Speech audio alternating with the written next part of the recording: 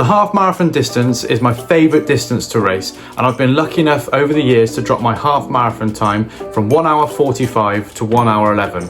My next half marathon is Barcelona half marathon, and that's in February of early next year, where I'll hopefully be looking to break the 70-minute barrier. Now, over the years I've learned an awful lot about the distance, and in this video I've put together my 5 ultimate tips to help you drop your half marathon time. These tips will help you no matter what your goal is. Whether it's your first half marathon, whether you're trying to break 2 hours, whether you're trying to break 1:30 or 70 minutes, these tips will make you a stronger runner. My first tip I'm going to give to you is about how to structure your training and the 3 key sessions you need to be doing every single week. It's really important that every time you run, specifically for half marathon training, there's a purpose and reason behind it. The first run in the weekly structure that you need to be including is a speed session. A speed session is a shorter, more explosive session to hone on your overall anaerobic and aerobic fitness. This session will help you to improve your leg speed, and it will help you to get your knees up, which will improve your overall running economy. Don't neglect a speed session. A lot of people think that they don't need a speed session for the longer distances, but it's just as important as the other 2 sessions. The second key session of the week is a tempo run. Now, a tempo run is training the body to run at a higher intensity for a longer period of time. The tempo run workouts train your cardiovascular system to handle higher intensity exercise, which essentially means your body gets better at delivering oxygen to your muscles when you're working out. This again means that you can run faster for longer periods of time. A tempo run is simply where you run at a comfortably hard pace for a sustained period. It's ideally at least around 20 minutes and up to 60 minutes. You can start with less if you're a beginner, or more if you're slightly more experienced.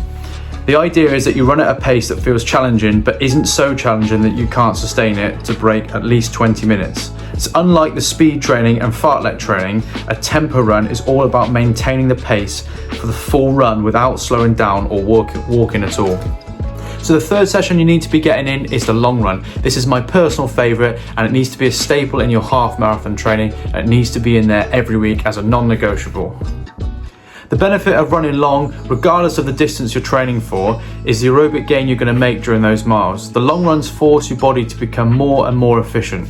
The heart learns to pump higher amounts of blood with each stroke, which then carries more oxygen to the body.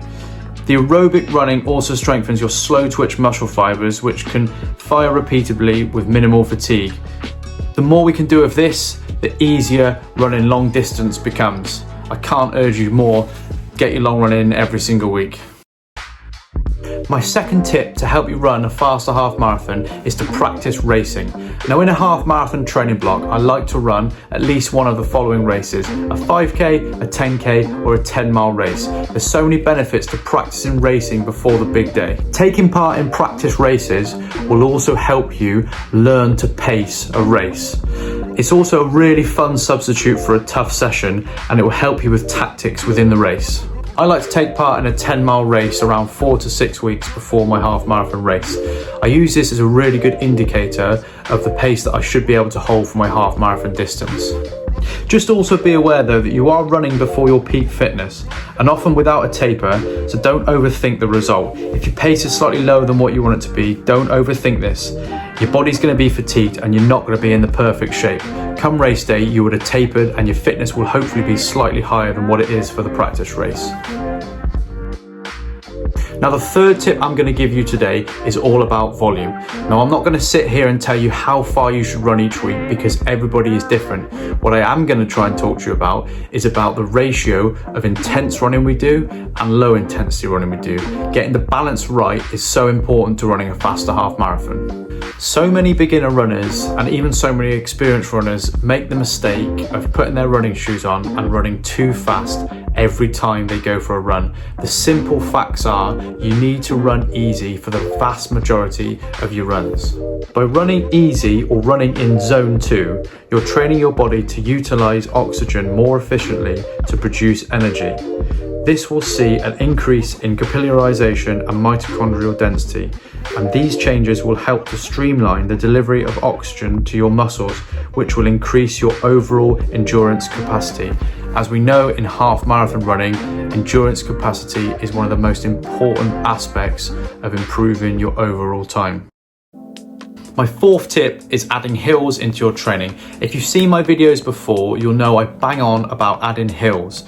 My argument is the Kenyans and the Ethiopians, this is a staple in their training.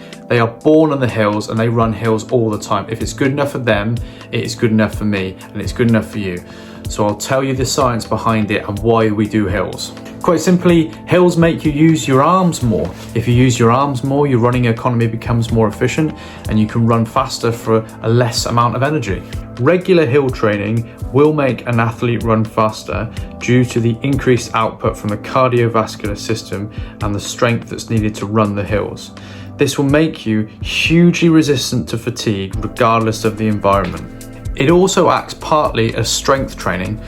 The benefits you get of running up hills is that it strengthens your glutes and this makes them more fatigue resistant during longer distances. I'm asked quite a lot about hills and what type of hill training we should be doing, and for me there's two types of hill sessions that I do. There's hills that I include on a long run, which are longer but slower and easier with a lower heart rate. Now I tend to do rolling hills over an hour, over 2 hours, and this doesn't tend to raise my heart rate too dramatically, but it's adding a little bit of elevation into my training. And then there are the hills that I do at the end of my easy runs, and they're more sprints. I tend to do 5, 6, 7 times 15 seconds of 95% sprints, and I tend to take 30 to 45 seconds rest in between. So those ones are more like stride efforts, but those are the two hill sessions that you can do. So my final tip, and once all the hard work and all the preparation and all the nerves have kicked in for the race day, these tips are all about what you can do on race day to help you improve your half marathon time. Now, starting with fueling, I think fueling's overthought quite a lot, specifically with half marathon.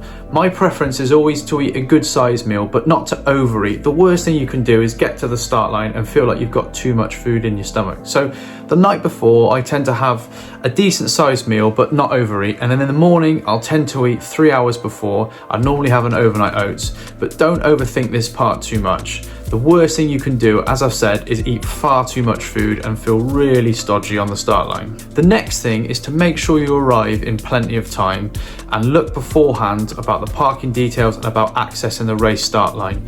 Know that sometimes some races have a start line that's slightly further away from where the central HQ point is, so make sure you plan and prepare. The last thing you want is extra stress on race day. Before you warm up, make sure you activate, you stretch, and you do all the exercises you need to do for the areas that you know you need to warm up with your body.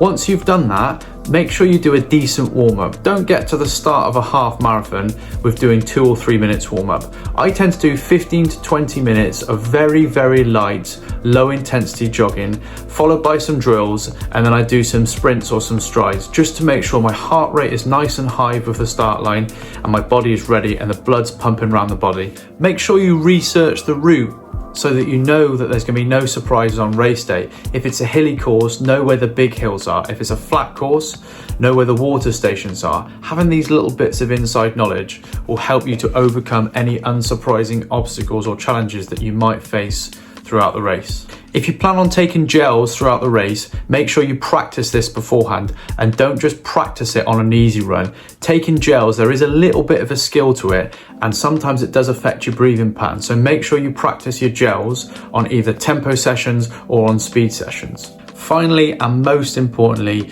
enjoy the day. As cliche as that sounds, not everybody has this opportunity or is able to run. So enjoy the day, embrace it, and be grateful for all the hard work that you've put in and the fact that you can take part in such a cool race. If you've got any more tips, and I'm sure there are absolutely loads, or things that have worked well for you, please leave them in the comments below. Or if you've got any questions at all about your half marathon training, I'll do my best to answer them. I'm not an expert, but I've done this for quite a little bit of time now, so I'm more than happy to answer any questions you might have. I really appreciate everyone watching. Thanks for the support on the channel recently. It's been really good, so thank you very much, and I will see you in the next video. Good luck. Right on time for the parties and Barbies. Strolling with a chunk of green like a golf swing. Hey, hey.